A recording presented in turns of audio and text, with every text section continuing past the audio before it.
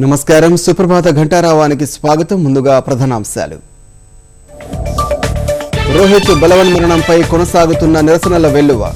విద్యార్థుల ఆమరణ నిరాహార దీక్ష. నేడు కేజ్రీవాల్ రాక.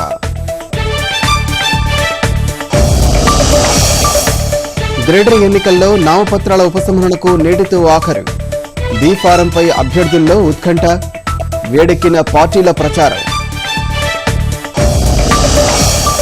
మొక్కల పెంపకాన్ని తప్పనిసరి చేస్తూ శాసనం అవసరం. హరితహారం అటవీ కళాశాల సమీక్షలో సీఎం కేసీఆర్ వ్యాఖ్య.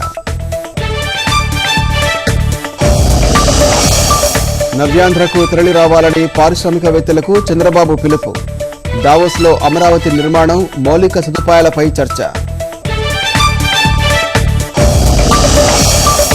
ఏపీలో ఏసీబీ వలకు చిక్కిన ఎక్సైజ్ అధికారి. 80 కోట్ల రూపాయల విలువైన అక్రమ ఆస్తుల గుర్తింపు.